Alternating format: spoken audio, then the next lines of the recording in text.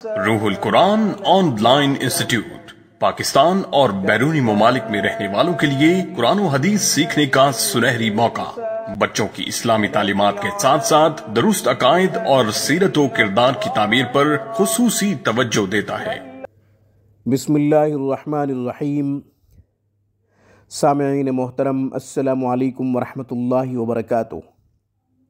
सामईन कराम, आज की गुफ्तगू, आज का मुकालमा बहुत अहम है, मरीज़ों के लिए भी और आमिलीन के लिए भी। इसे आमिलीन भी बड़े गौर से सुने और मरीज़ भी बड़े गौर से सुने। आज का हमारा उन्वान ये है कि मरीज़ का हाल कैसे मालूम किया जाए, मरीज़ के बारे में ये मालूमात कैसे हासिल की जाए कि उसे क्या मसला है, उसकी तशख़ीस कैसे की जाए। मरीज़ों को भी ख़ुद कफ़ील बना रहा हूँ और आमिलीन को भी ख़ुद कफ़ील बना रहा हूँ। ये राज हर एक नहीं देता, हर कोई नहीं देता। बहुत से लोग छुपा जाते हैं। इल्म छुपाने का नाम नहीं, बल्कि इसे आम किया जाए तो अल्लाह जल्ल शानुहु खुश होता है। मुसलमानों को इससे नफ़े आम्मा पहुँचे। मरीज़ का हाल मालूम कैसे किया जाए?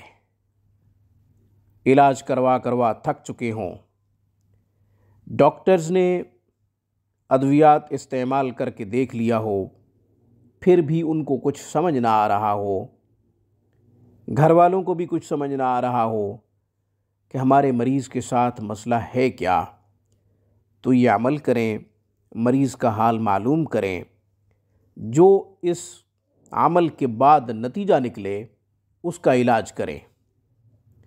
याद रखें, तशख़ीस हतमी नहीं होती। तशख़ीस चाहे आमिलीन करें या लेबॉर्ट्रियाँ करें, तशख़ीस हतमी नहीं होती। लोग हमारे ऊपर तो इल्ज़ाम लगाते हैं कि हमने कुछ बताया, किसी और ने कुछ बताया, फ़लाँ ने कुछ और बताया, तो हम ये तस्लीम करते हैं कि तशख़ीस नाक़िस है। जिसकी जो रहनुमाई हो गई उसने वो बता दिया। लेबॉर्ट्रियों को देख लो, उनकी भी तशख़ीस हतमी नहीं होती। एक लेबॉर्ट्री कुछ बता रही है, दूसरी कुछ बता रही है, तीसरी कुछ बता रही है। हालांकि वो तो जदीद साइंस से आरास्ता हैं, जदीद साइंस से लैस हैं, इसके बावजूद उनके नताइज हतमी क्यों नहीं आते? उन पे तो कोई इल्ज़ाम नहीं लगाता। इल्ज़ाम सिर्फ़ आमिलीन पे लगता है।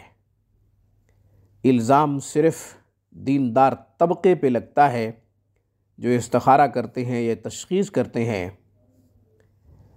कंसल्टेंट जो भी मशवरा देगा या जिस भी नतीजे को पहुँचेगा वो उसका नाक़िस है, क्योंकि आलिमुल गैब ज़ात अल्लाह है।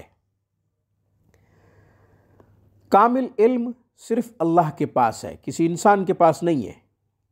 इसलिए जब भी तशख़ीस करवाएं तो ये ज़हन में रखें कि कामिल इल्म अल्लाह के पास है। इंसानों के पास जो इल्म है वो उसके मुताबिक तशख़ीस करेंगे, चाहे डॉक्टर्स हों, चाहे आमिलीन हों, रूहानी मुआलिज हों या जिस्मानी मुआलिज हों।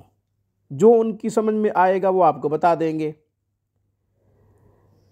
इन हिदायत के बाद अब मैं अमल की तरफ आता हूँ। अमल बहुत ही आसान है। कोई आमिल है, वो तशख़ीस करना चाहता है, उसके सामने मरीज़ है, मगर उसका पता नहीं है कि उसके क्या मसला है। तो ऐसा करे, बावुज़ू हो के पहले अपना हिसार करे।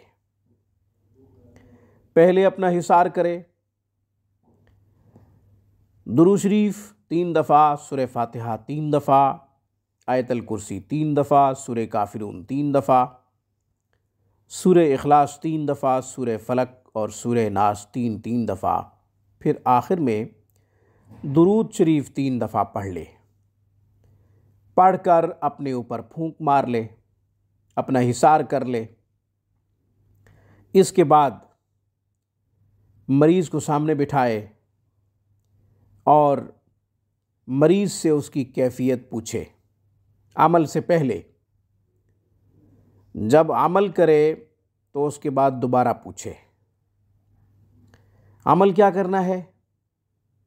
दुरूद शरीफ 7 दफ़ा, सूरह फातिहा 7 दफ़ा, आयतुल कुर्सी 7 दफ़ा, सूरह काफिरून 7 दफ़ा, सूरह इखलास, सूरह फलक, सूरह नास 7 दफ़ा, फिर दुरूद शरीफ 7 दफ़ा पढ़े और मरीज़ पे फूंक मार दे।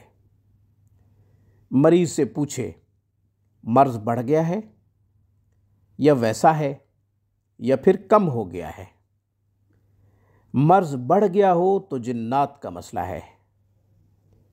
मर्ज़ वैसा हो, कैफियत में किसी किस्म की कोई तब्दीली ना आई हो, तो फिर मेडिकल मसला है, बीमारी है। और अगर सुकून महसूस हो रहा हो, मर्ज़ कम हो गया हो, तो जादू का असर है। अब मरीज़ की तशख़ीस हो गई, मुआलिज को चाहिए कि इलाज उसके मुताबिक करे। आज की वीडियो में बस इतना ही। अक़ूलु क़ौली हाज़ा व अस्तग़फ़िरुल्लाह व आख़िरु दावाना अनिल हम्दुलिल्लाहि रब्बिल आलमीन।